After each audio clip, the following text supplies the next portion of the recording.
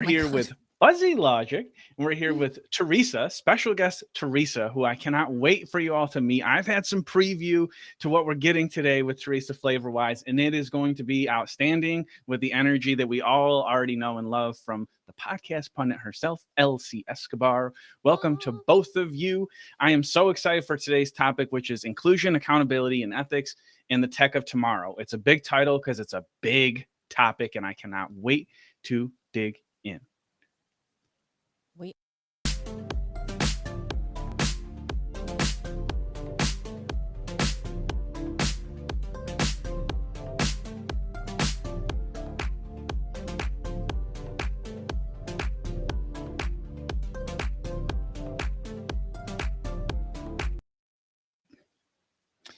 Thank you, yay. Bree, for that lovely intro. Yes, we can, Teresa. We can see how many people are Okay. live with us in the counter, but then we miss everybody in LinkedIn, and we do miss a lot of people. The analytics collection of Restream is not super accurate.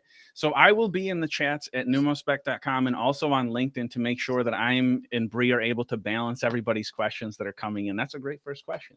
Thank you. Teresa Gonzalez Lavoco of Latinas from the Block to the Boardroom is here with us. And of course, Elsie is. And I would love it, Elsie, if you would introduce today's topic, which you did such a great job crafting and pulling out the hard on. Over to you. Oh my gosh. Well, I think that one of the key things that keeps coming into my head is all how fast the AI business is happening as of late. It's something that just gives me little bits of panic here and there. I'm like, oh my God, oh my God, oh my God, because it feels like you are running behind stuff. And I wanted to have a much more nuanced conversation when Gordon, who is our illustrious other co-host, was not going to be Mhm. here today. And as I was thinking about who can I have a conversation around this, Teresa Gonzalez, lady, you popped up into my head. You are such an incredible knower of all things in terms of you being in Silicon Valley and in your experience working in the tech industry, and you being a Latina, and you being in the ground floor with a lot of the development within these companies, these tech companies that we often don't get a like that view.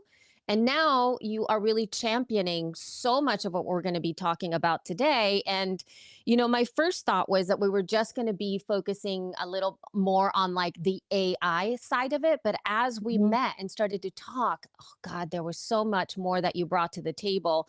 So we're actually going to start by heading it right over the head with marginalization in the AI industry, which I think is something Yeah. that was so key to our conversation when we started to talk about this, because lots of people are often, putting things into the chat bots and not getting, appropriate results, possibly, or things that Mhm. seem to be reflective of the reality that we face, or in fact, maybe they are exactly reflecting what culturally are probably the least things that we want to continue to cultivate.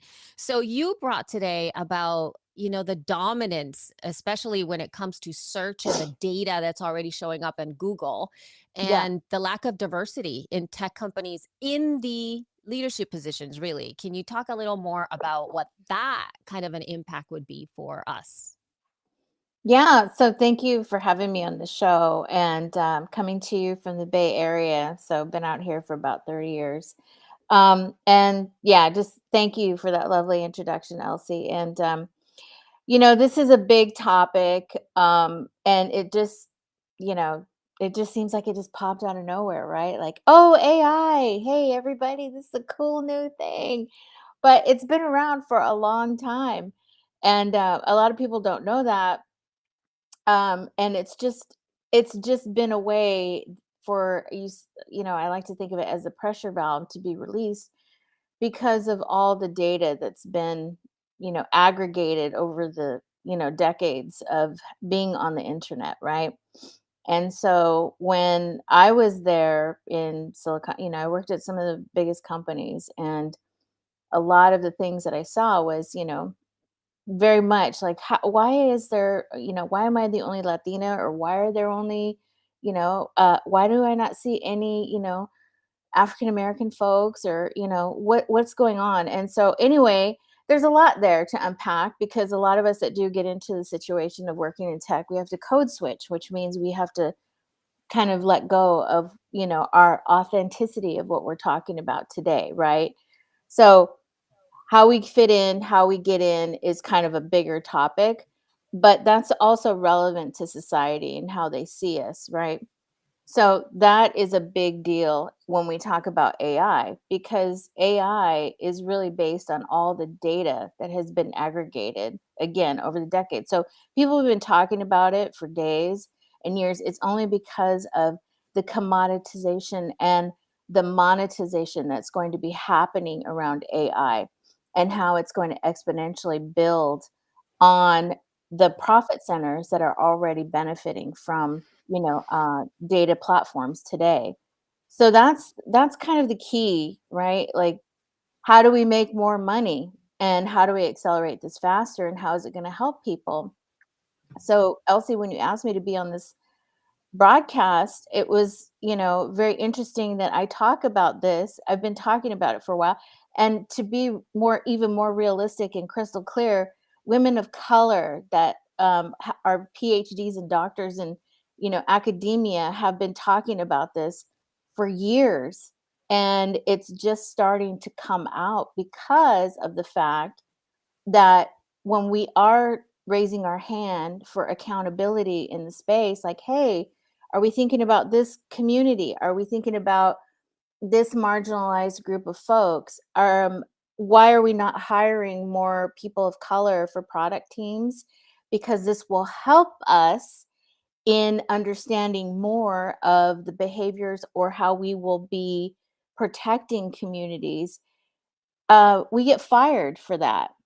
We get moved to different teams, and it's very apparent with Timit Gerbru, excuse me, who got fired from Google, and she was specifically hired to raise this ethical issue.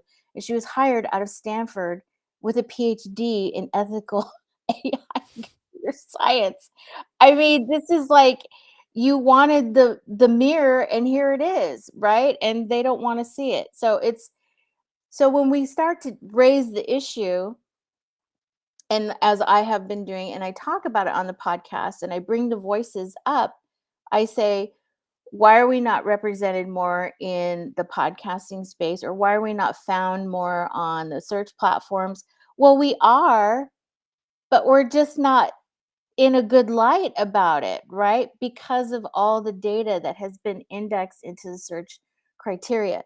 So what I was telling Elsie the other day is that Google has 90% of the entire global search market. That's That's basically crazy. that's basically the universe of the earth. The earth. It's just the earth, right? So Everybody. yeah, everybody. They started it, but Bing has a part of the market. And do you remember the old guys, Yahoo? They're still around too, right? They're Yeah. still around. And there's other players, but they're very small, right? So when you think about the competition that's happening, right, and you think about strategic, like, who has a search market and how can we get in?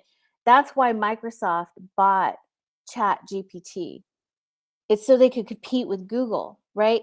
But Microsoft also owns LinkedIn.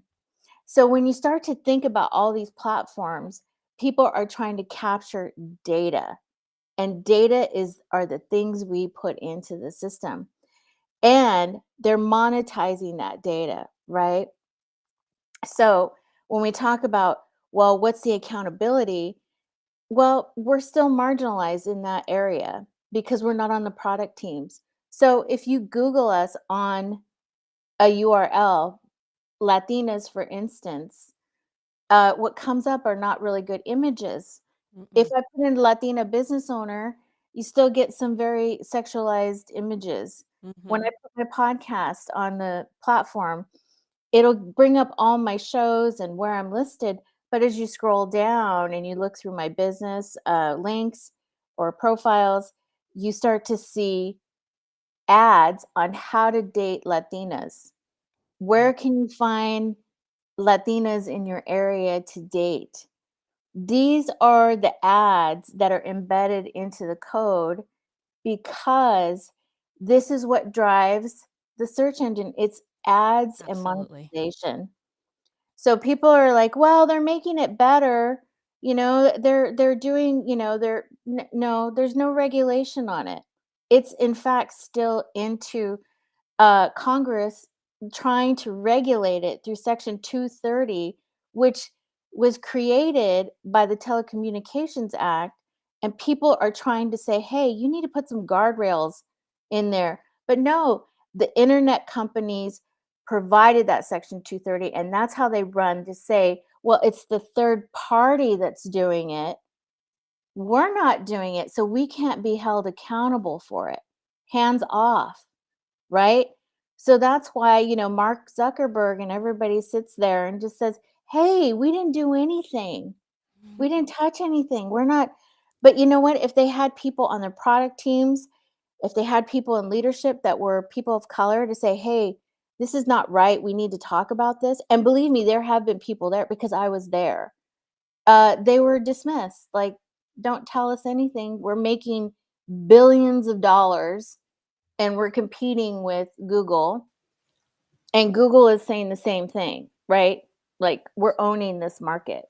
So we're commoditized and profit centers for a lot of these things. And we don't have a seat at the table. Until we have a seat at the table, then that's when it starts to become better.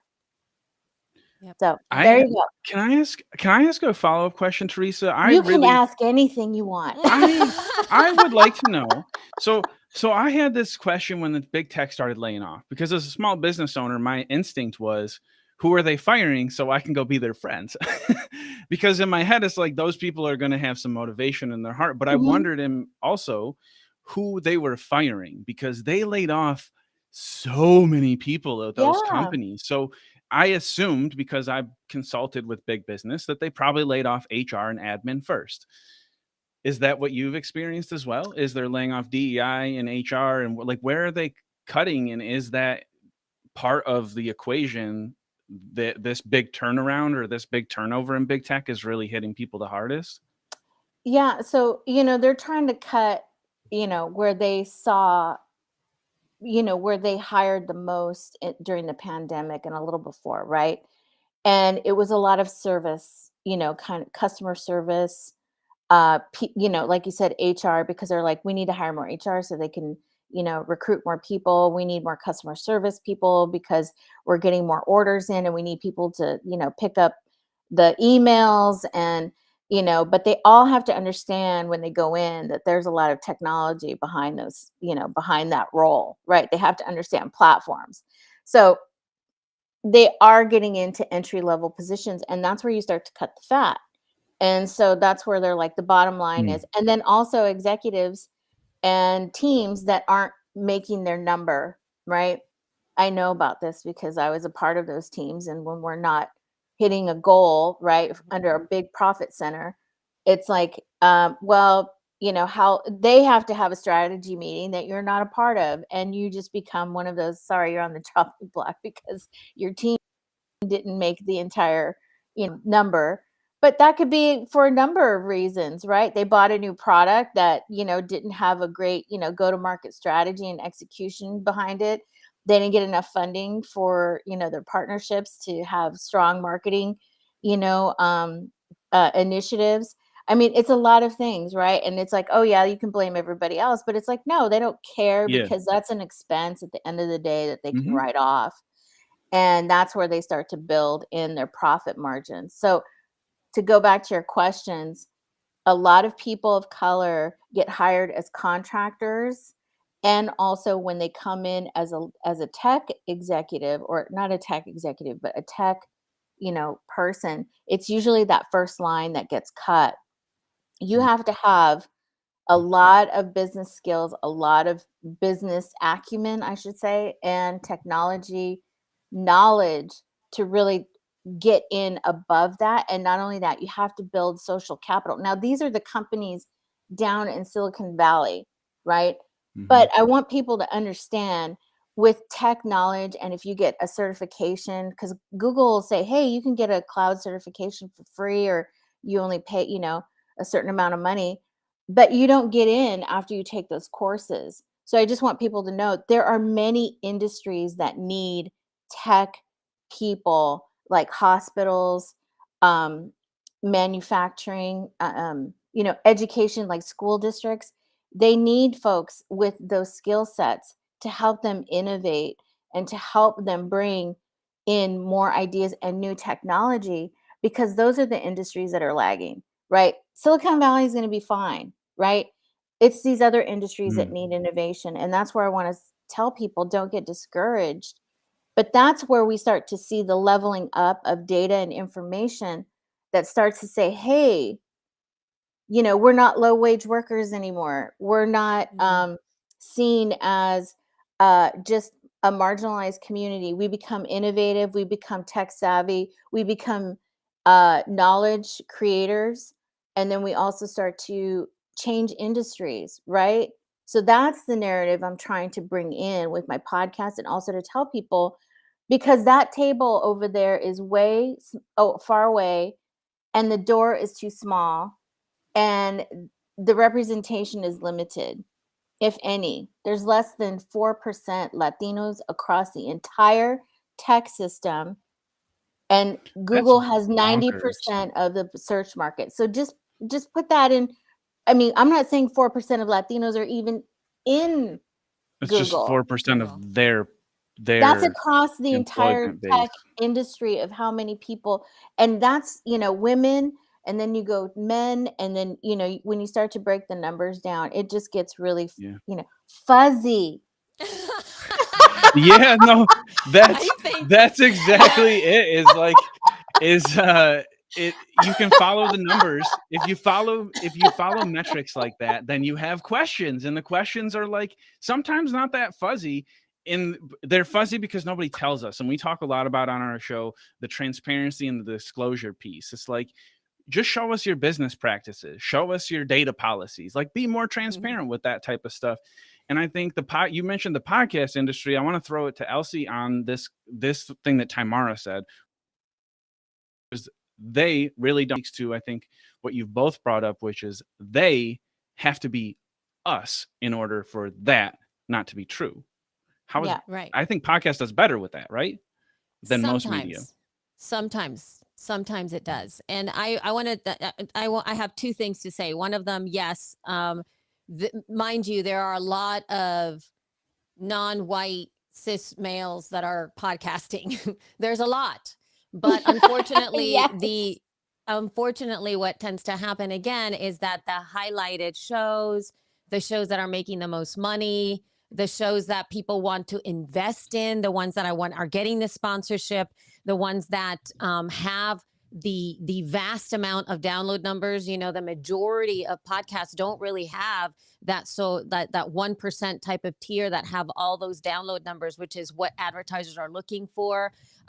Generally speaking, we have to work harder to get the money. We have to work so much harder to get the money. Yeah. To get just this much money versus To get funded. to get any kind of funding. To get any kind of funding. And you have to work. that's across all industries, right?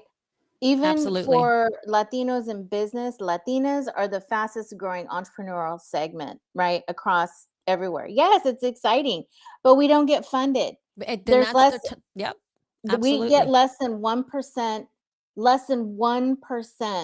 funding for any business venture. And that's because we're vetted on really stupid things like, what is your husband or family going to think about when you start this business? I have been to South by Southwest where I talked to women of color panelists, and they said when VCs came to them or they were pitching to VCs, they were saying, is this going to be okay with your family life? Is your husband and your kids going to be, it was more like, are you going to be able to do this with your family? Right? Like support. And I get that, but that's what keeps the barrier high, because of that lens. They don't ask other people those questions, right? And the other thing, why can't we fail? If that's the other question I want to say, like everybody else can get millions of dollars, billions even. we work, and And they fail. can fail. And Like, pivot. yes, and they get more money. But if a person of color fails, it's like, see, that's why we don't give them any money, because Yep. they don't have, blah, blah, blah, blah, blah, blah, blah, blah, blah. It's a double standard. And for women of color, it's even more, I want to say, scrutinizing. So that's why when you see more women that are, especially Latinas, who are saying, we're coming together, we're starting our own VC fund, why I'm doing this and saying we're building our own tables, why we need to be represented in industries that don't represent us, and we need to hold accountability, because technology governs the entire planet. And we hold the most powerful tool in our hands, which is the phone. And all that information that's going in there is the new gold, right? That is being brokered across many platforms. And when we're on the platforms and we're not saying, hey, this isn't right, or content gets removed, or, and I get it, it's like free speech, whatever, but there's a lot of backlash, right, against, like, well, we can do whatever we want, it doesn't matter, right, because we're making money. So let's look the other way. Let's go to the metaverse, and you can be purple, and go have butterfly wings, and go do that. Yeah, there's another layer to this too, because you're bringing it now in terms of, again, let's go back to how fast things are moving right now with what you were talking about. Information data is the new gold. Yeah. Most of these tech companies are now really pushing for all the AI initiatives, adding the AI to all the layers of their companies, pushing those initiatives forward. There's really no safety rails that are being put up, or even anything that is, nothing is being thought out as to what are the possible negative things that could arise from deploying these chatbots, deploying these new tools without proper vetting for our society, right? So now the leaders of this are all being led by the bottom line, which is, number one, they don't want to lose out to their competitors because they got to, align with fight into that fight. Got to Number beat two, somebody. We have to beat somebody always. we have to be the first. We have to, it's always about winning, being the Yeah. first, pushing forward, let alone paying attention to the people, right? Yeah. And then the second thing is that all of that is being driven by actually making money above everything else, right? And government at this time has not really gotten too involved. I mean, they're trying, mind you, there are things happening. But as we know, what is the responsibility here? Because it feels to me that by the time the government entities maybe say, like, hey, y'all, you need to stay to these boundaries, or we need to set parameters around your behavior, it's going to be a little too late. Do companies, and how can companies start to take responsibility for the experiments that they're putting out on all of us? Because it's an experimentation. We don't know how this is going to affect our society. We don't know how it's going to displace people even more. We have no idea what it's going to do. Yeah. Right. I mean, so we as regular people have known for 50 years that machines were going to replace us, because blue collar workers have been being replaced by machinery for 50 years. Yeah. So it occurred to me in the last couple of days that rural and industrial people that do hard manual labor and work that have been replaced by automation in the last 50 or 60, however long, those people knew this day was coming. And I think the fact that it's pinching white collar workers for the first time is really interesting. And I also fully agree, we cannot wait for legal, because that is run by the same a-holes that we are talking about, and maybe worse and older and worse in their ways than some of the people in old tech.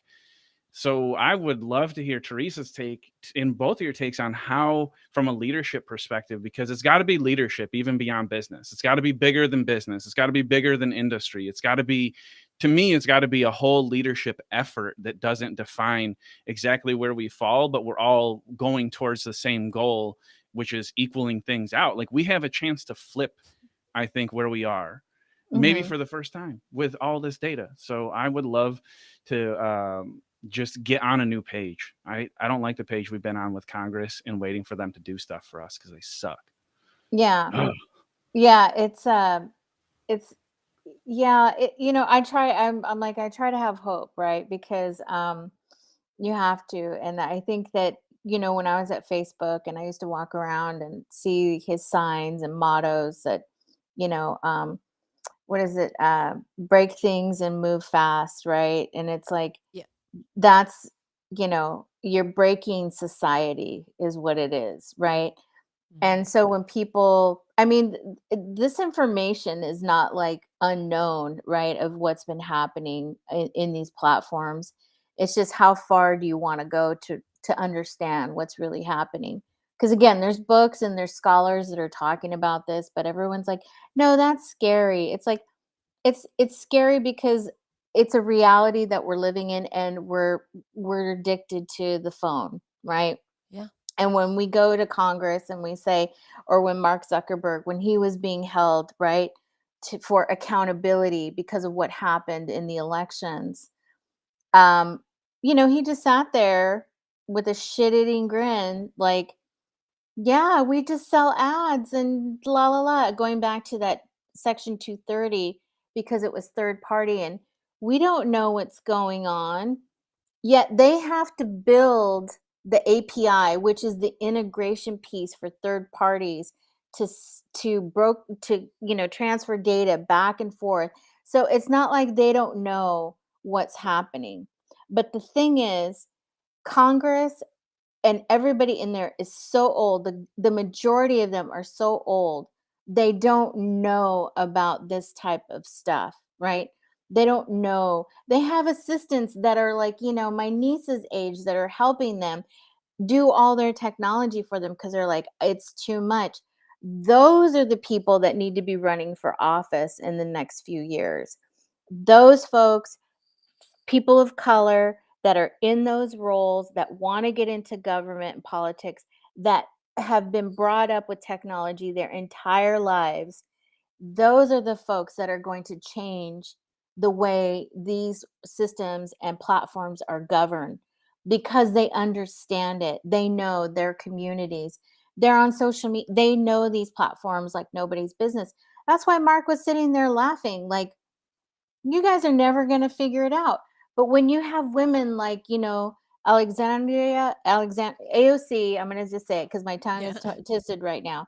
But Alexandria Ocasio-Cortez, who's in there, who knows what's going on, and she's bringing up very top of mind topics that people don't want to think about, especially climate change and also technology.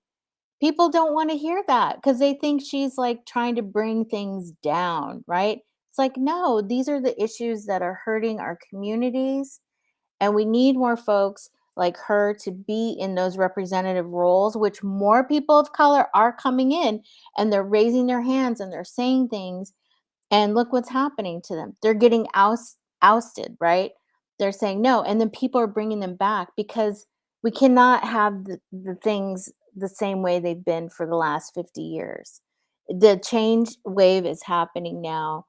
And with technology at the forefront of all of this, we need those folks there to be championing us and holding people accountable. And that's just the reality, because it is becoming, the gap is getting bigger.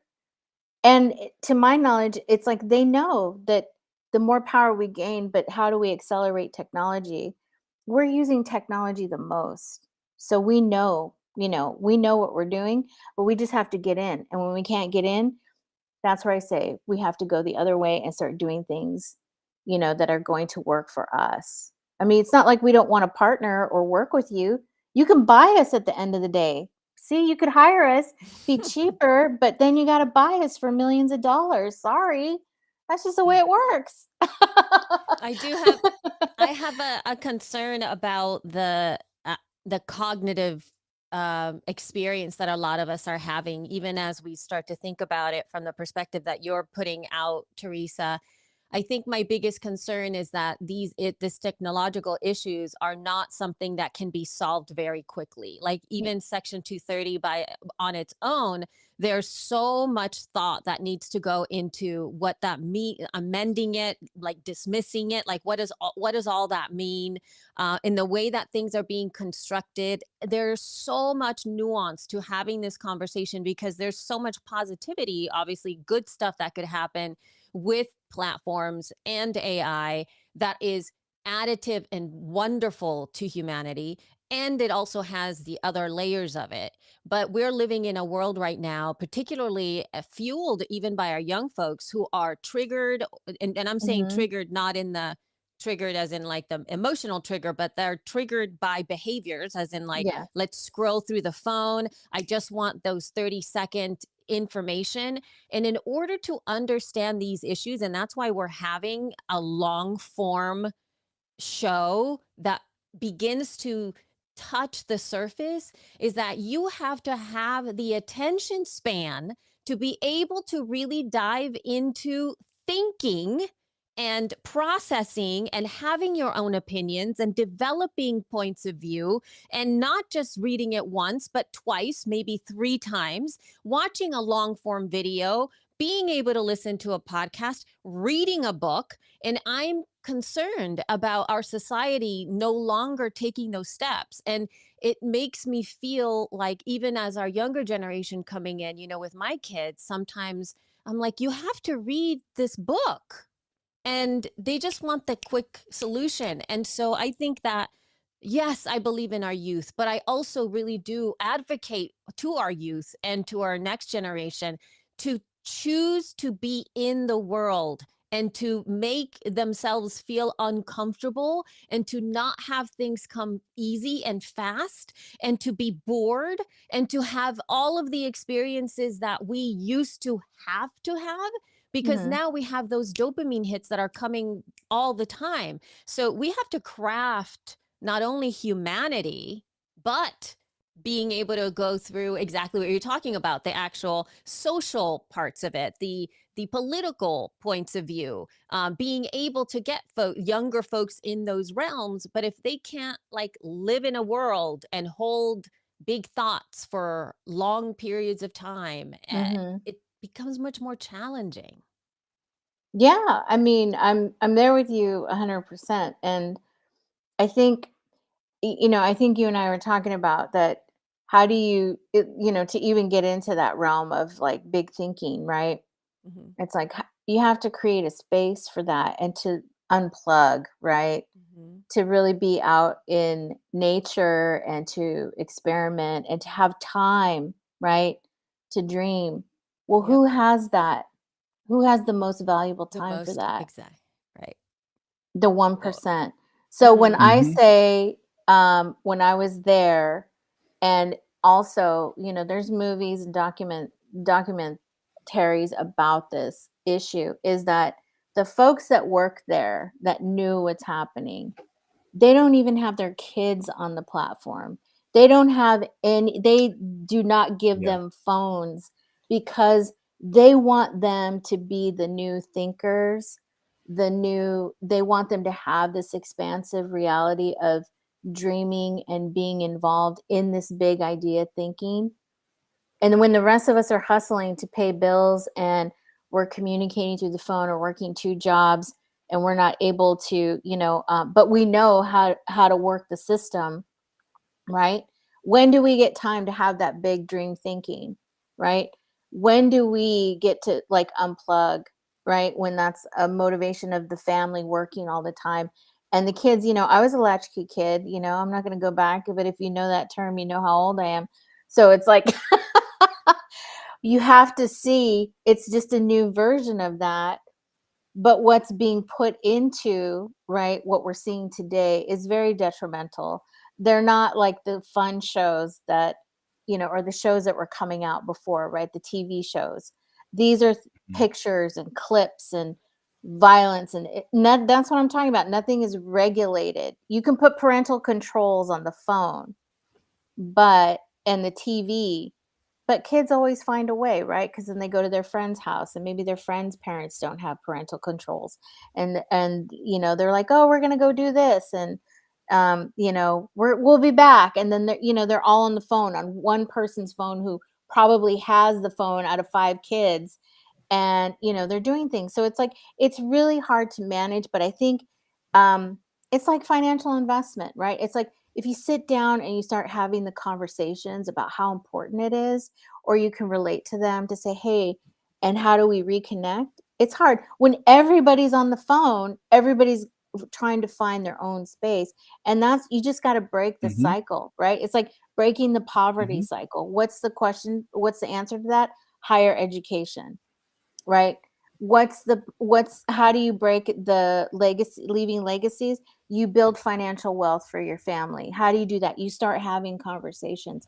It's almost the same thing with this wave of technology. And I'm not saying stop the advancement of what the United States has built and let's fall behind. That's not what I'm saying at all. I'm saying, how do we have more meaningful conversations with our kids to be the new innovators and to have big thinking ideas that are influential, to how they can put it onto technology, right? And they're saying, Yeah. well, we do that already.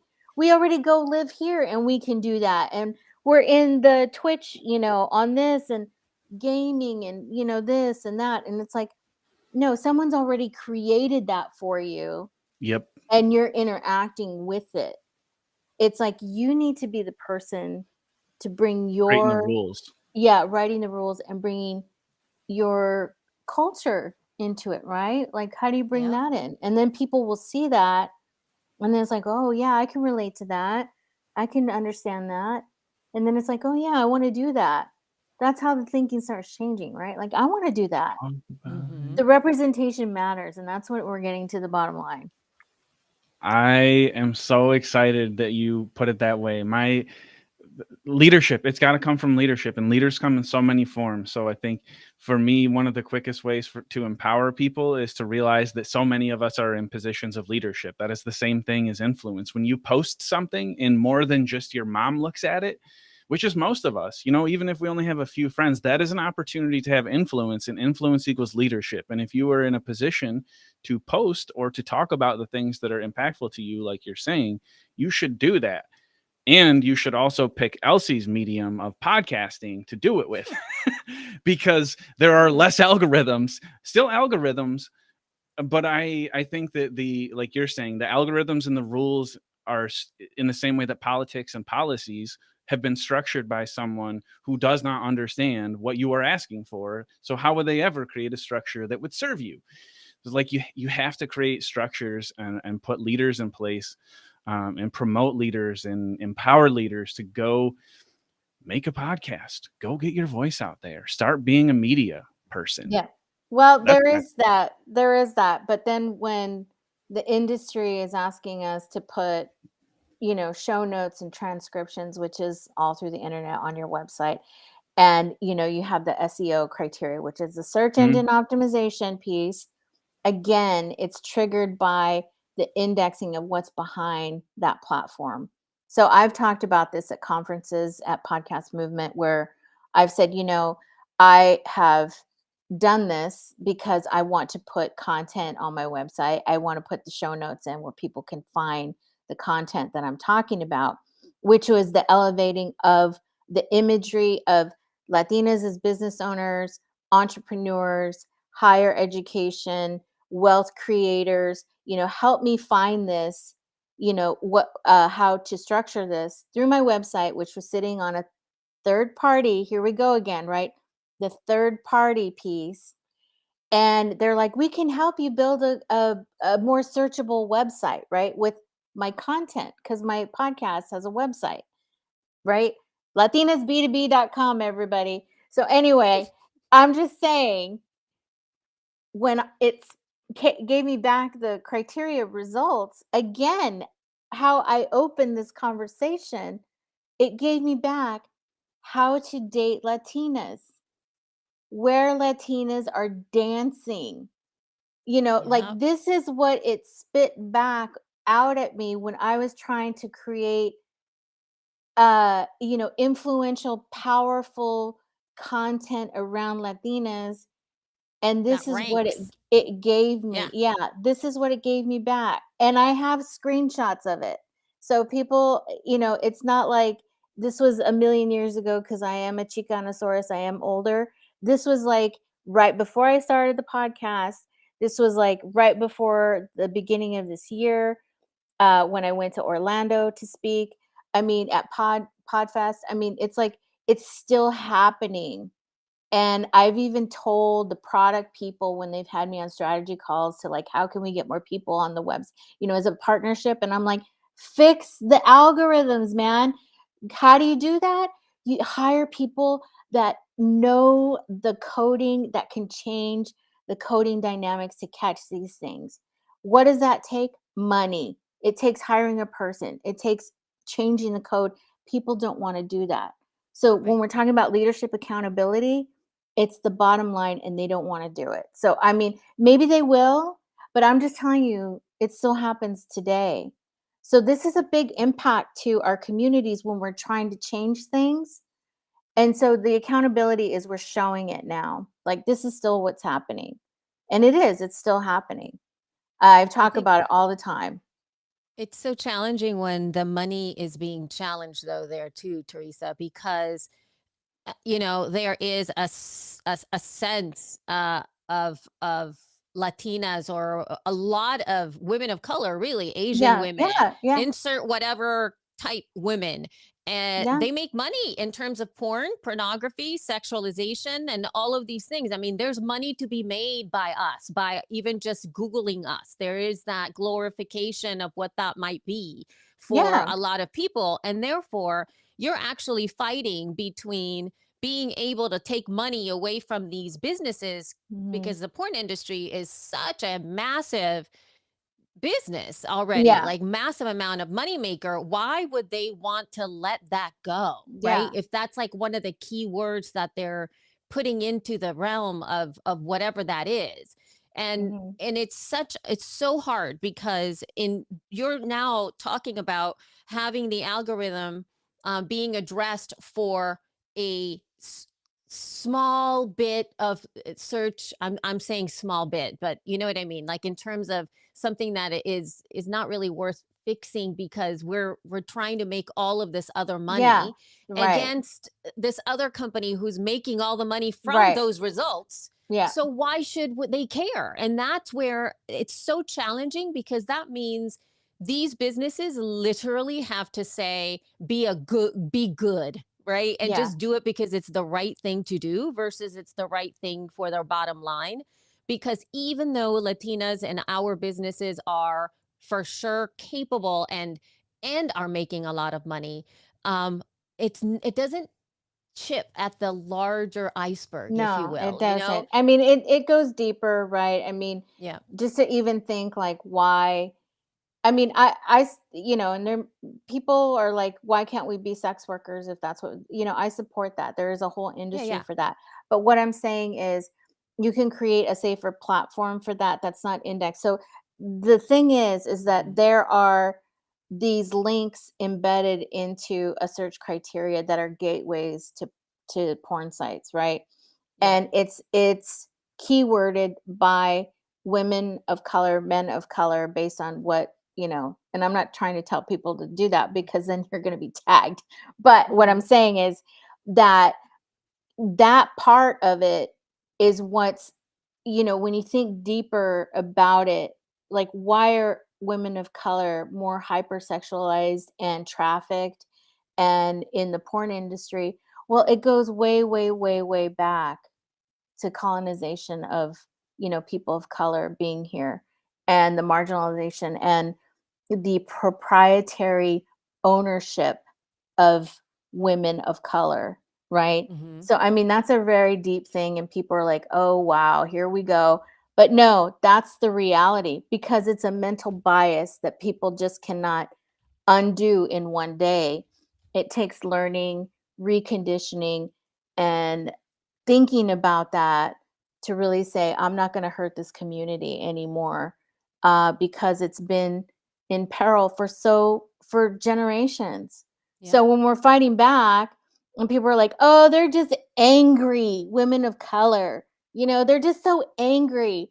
Well, yeah, because we're the least paid, we're not getting into leadership roles, and we're building communities and we don't get funded. So fuck yeah, we're gonna be pissed. I mean, let us be pissed. I'm sorry. Yeah. Oh my God, I love Sorry, that. I said Okay, the F-bomb on your show. that's all I'm right. sorry. Listen, Fuck so yeah. there's another layer that I want to get to as we start to wrap up our conversation here. The last part that I kind of want to bring to the table is something that I'm a really huge proponent on, and it's that which is access, right? So to me, having access, especially for tech, is top of mind always. I mean, because when I first started podcasting, I was podcasting with the least amount of access in so many different ways. I Mhm. was not socialized to to use technology, at least in the way that I was raised. And I was telling you about this also, Teresa, before. My father was an architect and an immigrant, right? So we all came into this country. He's a white collar worker. He was a professional person. And he had to buy a computer for the very first time, kind of later on in his career. And I Mhm. grew up understanding that that computer was something very special for my father. It Mhm. was not something that I got a chance to really touch or use. We didn't really buy too many video games either. Technology was just very extra and very sort of more high end investments. And as an immigrant family, we were thinking more about, let's get food on the table. Let's make sure you have, clothes on. Let's make sure that we get you to school, right? Those are Mhm. basic things that we were focusing on. Yeah. And thus, when I went to to a university where I got myself, student loans and scholarships and whatnot, I didn't feel like I had a hold on even going into the computer room because I Mhm. had never really interacted with computers in a way that made me feel empowered. I felt that they were too much for me. They were too complicated. They were for other people that were smarter than me, even though I had gotten myself into one of the top tier universities out there. There was a disconnection, but I saw that the white folks that were attending this university, which was again a private university with lots of affluent folks in there, they were so comfortable. It took me so much longer for me to Mhm. interact with technology and to really feel like it was okay for me to invest in it. And I earned that money, but there's many of us in our communities who don't have access to the basics, like the Mhm. infrastructure to get online, Mhm. Wi-Fi networks, bandwidth in the home, how many cell phones they have, not having access to a computer, having to go to the library. Mind you, I'm a huge proponent of the library too, but having to go outside of the home to be able to do basic stuff like getting a resume together, right? Mhm. And being able to submit it. And Right. it's just crazy. Do you have any thoughts about, what can we do to start to empower our communities, or even what from the outside in? Is there something that we can call attention to be able to bring a little bit more equity to that? Yeah, I mean, that's a like a presidential question Yeah. right there. That's That's what we're here I for. yeah, I mean, I'm like, wow, I'm Let me gonna be just turn the key. I, yeah, I actually yeah. had the key in my pocket the whole time. Here it And is. I'm running for district blah blah here in Oakland, so you just vote for me. But um that so let's just kind of take it back. I think the band-aid and the kind of the covers came off during COVID, right? Like we saw the Mhm. most marginalized communities, and the death of George Floyd, may he rest in peace, really brought a lot of galvanizing to, like, we don't have shit, and which is like the basics, and that's why we're mad. When you're talking about who was the most marginalized, it was families of color, because they are working the most, and they weren't in schools, And at the home, there's no Wi-Fi, right? So it's like they couldn't go to the library. They were like sitting outside of McDonald's and Taco Bell trying to like, get the Wi-Fi, free Wi-Fi from there so they could do their school work, right? That's not conducive. So a lot of telecom companies were seeing this and they're like, how can we get more Wi-Fi and bandwidth into rural communities or communities that need it the most? That's like one piece of the puzzle. It starts with the infrastructure of being involved in the community, like really getting in there, talking to the community about what their needs are, going to the school boards, asking those people, what can we do to help facilitate them? They don't come to the community. They don't come. And this is where activism is really kind of coming up now. And a lot of Latinas, I'm going to say it again, and Black women, we're leading that charge in trying to get more involved in politics because we're the ones that take care of the families. It's like we're the ones that are the highest consumers, and we're the ones that need things to keep the family going, right? We're organizing. I'm not saying men don't do anything. It's just been a really harder arena for them in a lot of the job areas. And to be quite honest, the opportunities for them is very lacking. But women, because we're mama bears, I don't have any children, but I have a lot of people that they're like, look, this is what I did because I needed to get my kids online. I needed to have a computer for them. And even if they don't have that, it's like the library is always your fallback. Well, when the libraries are closed, and by the way, people want to shut down some libraries today in other states because of really dumb shit, you're starting to erase communities' voices. And that's where this platform, like podcasting, talking about these issues, which is what I do, and we try to not govern, but amplify to government agencies who are listening, because they're listening. Like, look, this is what we're doing here on the ground floor. See us. Nobody sees us, but they can hear us. So when we get thousands of voices together to say, look, here's what's happening in our community, you have to be active. You have to be activated, right? And I know we're tired from COVID and all the stuff that happened, but that's when things start to slip and that's when they take advantage.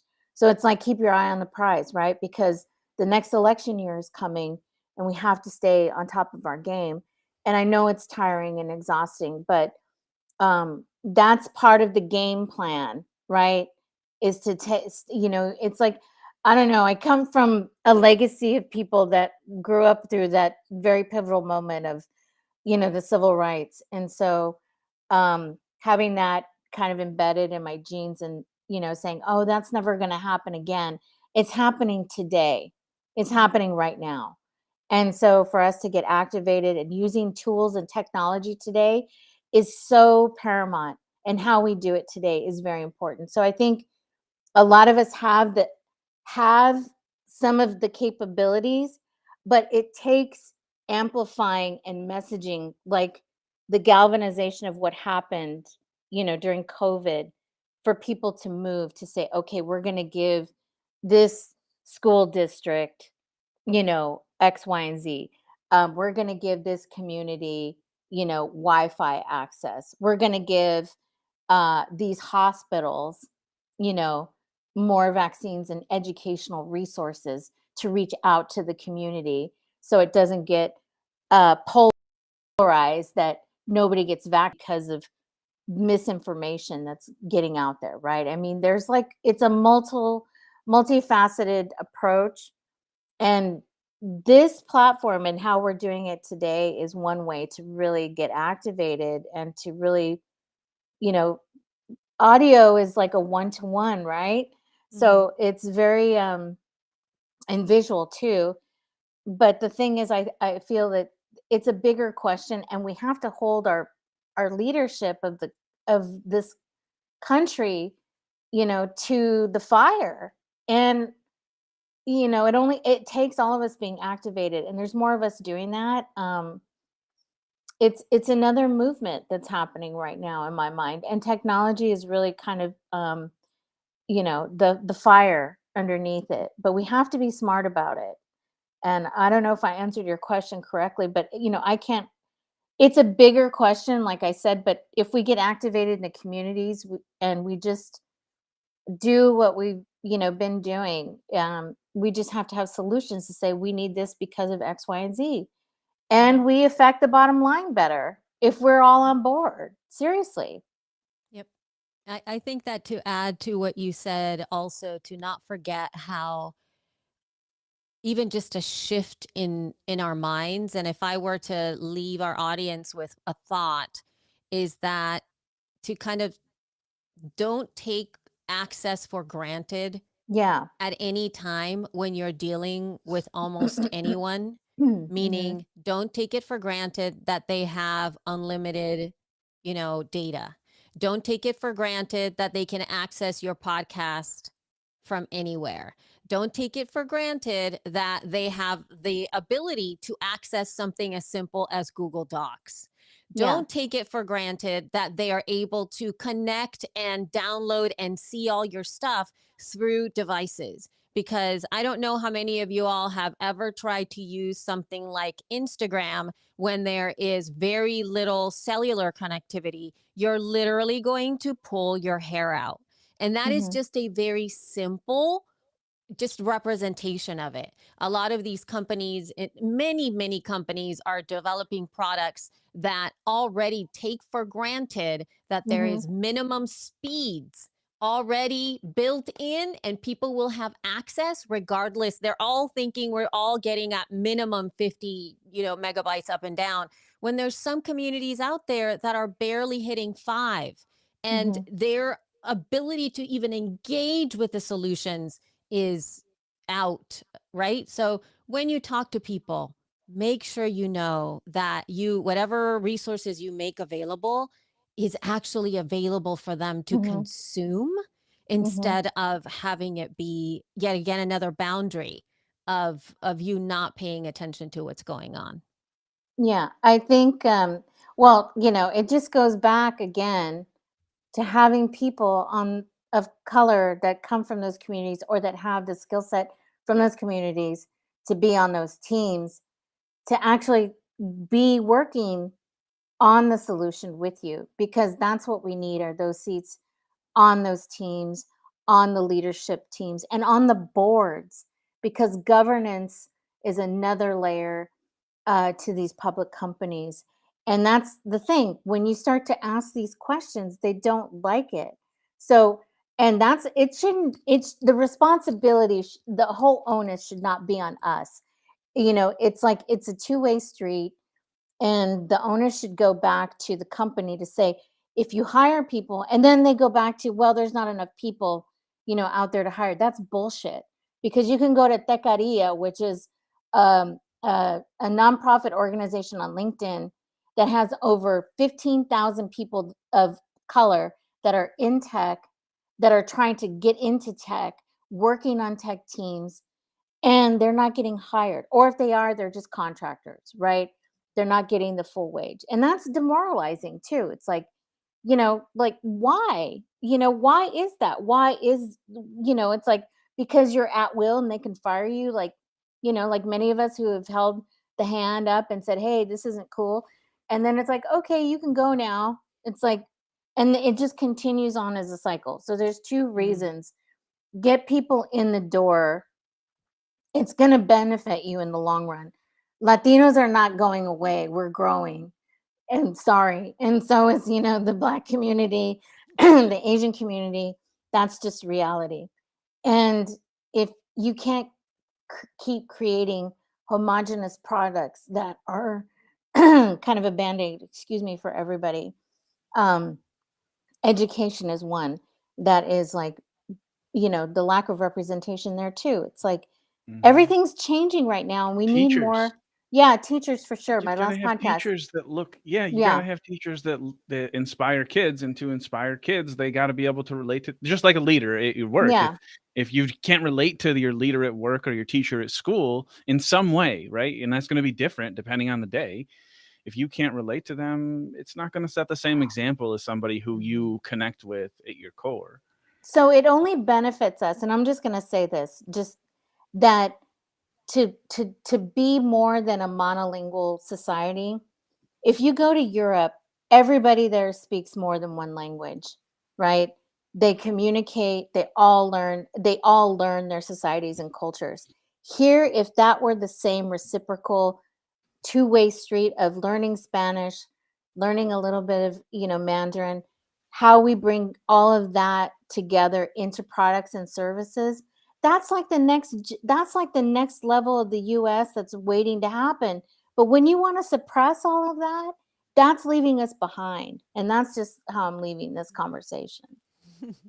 Yeah, I appreciate all the fire. We lost Elsie to the frozen world. So even though everything today has been heated, The frozen world, that's kind of funny. Like Disney? Oh, don't even get me started on Disney. I mean Fox. Right. Did you know that Fox owns Hulu too? Oh no, I didn't. Well, that's funny because Handmaid's Tale is pretty, intense, and it's like, I don't know if you've ever seen it, but it's like, that's interesting. I haven't, but I've heard about it, and I feel like that's an example where like the record industry is the same way. Record industry is owned by like one or two companies, and like Columbia Records owns all the other record labels. Disney and Fox own all the channels and networks, and so representation at the highest decision-making, policy, structural, like those are all the words and places and roles that I like. I'm 100% with you, and also am 100% in on supporting in any way that I humanly can, because I agree with you. I agree that women in particular, when I have been led by women, it has gone better. Yeah. I will say, just from my experience, it's gone better. And that's not a knock on those people. They were trying to learn. I just think the one woman that I worked for was way farther ahead than they were. And then I work primarily with Bree now, and it's better. And I work a lot in this type of environment and these types of communities. And I always find so much more empowerment, which is giving power to, than I do trying to take power away or be competitive. And I just want that I love being led by people that are very different than me. So thank you for being one of the voices that gets to lead people into the next generation. It's going to be better. Yeah. I mean, it's got to be. It has to be. We have to do it. And so that's why I stepped away. And also because I was just tired of like nothing moving. The dial was not moving. And I figured out why when I was there at those last two companies, which was Google and Facebook. And I was like, oh, this is the reason why. And I see everything now. Like the how you say the wool was taken off, and it was like, oh my gosh. And it's like, hey, and I saw, it's the younger generation coming through, and they're so ambitious and they're so hopeful. And it's like, this is messed up. And I see what's happening. I think they're just trying to believe that it's going to happen. And I'm like, I've been here for a long time and nothing's moving. It's like, and it's changing, but it's not for the benefit of them. So that's another motivation, that I have. And also, it's just a lot. It's too much, right? It's like, when you've seen poverty, I'm a third generation here in California. And when you know the history of that, this was Mexico up until 1849. So, all those discussions, it's like all the Latinos and the Native Americans that were here first, because we've been here first. It's, that's like, it's not a lie. I mean, I don't know. Sometimes I think people are just like, blah, blah, blah. It's like, no, we've been here for a long time. We get it. Follow us. That's what I keep hearing. We get it. Follow us. We understand a little bit more than you do. I agree. I cannot thank both of you enough for the time. Elsie, welcome back. We had I was so happy to take what I hope felt like a backseat in today's discussion. I hope that it can continue. This is a discussion that really should go on for all of, like, every single day if we could. But I think the important part is that people who are maybe watching today take this discussion home, take this discussion to work, take this discussion to your people, whoever the hell those people are, take this discussion to them. Talk about things that are hard. Later, we talk to people, a not-for-profit from domestic violence. Same thing. Say the words inequalities. Like let's look at metrics and numbers of how these things add up, if that's what you want to do. If we're going to measure our society in money, let's see how people are paid, and let's just start there, for instance, and get that righted first. Amen, Trevor. It's powerful because it pisses me off. And I'm very proud to be a part of it with each of you. I will let Elsie, you take us home on any last words. This has been a really heartfelt discussion. I know it's one that you are going to want to continue, and I know it's one you're probably carrying into some of your other projects. Let us know what those projects are, what you have coming up, because you are a busy person. And let me tell you what, we want to follow you. Well, I just want to say thank you to Teresa for giving us your time and your brain and your attention, and to just have this conversation. And I think the last word is that I'd love for folks who can maybe have consumed this to just think about all of the other places where you see technology affecting lives, and to always remember that not everybody has access to all the things that seem like everybody has. Like, that's not the case most of the time. And for us to be able to advocate each other on the daily, to be able to help each other out, and particularly for women, if one of the things that I'm a really big, powerful advocate for is if you say, like, I can't do that, it's just technology thing is too complicated for me. I always like to change that narrative, just simply to get your hands dirty in there and just, stick the knobs, put the things in, test it out, fail, push buttons, and make that it's fun. Just make it fun. Just start to shift that perspective, because sometimes we also get in our own way. And I'd love for us to kind of open ourselves up to just push knobs and make things break and figure them out. It's really not that it's fun. It becomes fun to be able to create things. How about you, Teresa? Yeah, no, for sure. I mean, being in the corporate world for a while, it was like, oh my God, I have to go to a Mac computer if I want to be a creative. Like, I've been on this old, Windows, it's like, whatever, just get in there and do it. Now I love it. It's like, these are different things, but, the microphone and everything, it's like, I'm learning through, of course, my audio engineer. We share a lot of ideas, but that's the thing. You get to share ideas and solutions, and that's where the conversation begins, and that's where innovation starts happening. Because if someone doesn't make it to what you think would benefit a lot of other people, that's the whole part of, like, filling the gap, right, of innovation, especially to a community that would benefit. I mean, that's kind of, so I'm 100% with you there, Elsie, on get in there. Just, if you don't have accessibility, try to find things that are accessible. There's a lot of community organizations that have meetups. Go old school and go to, like, your coffee shop, and people still put up the poster board on the poster boards, the cork boards, Yep. Flyers and things like that. I mean, Absolutely. that's about as old school as it gets, right? Mm-hmm. And that's kind of cool. Flyers. I remember those days. You pass out flyers and you get people to come to your stuff, or, there's ways of doing it. You just, again, it's like thinking outside the box. All right. And so, on that note, thank you so much for everybody showing up here today. You can connect with Teresa. I think we're going to put some of your links in the chat there, and you can find me in so many different places just at the Elsie Escobar. I'm happy to connect with you there. Thank you so much, everybody. And then we will touch base with you all very soon. Thank Bye-bye. you. Thank you for having me. You bet. Gracias.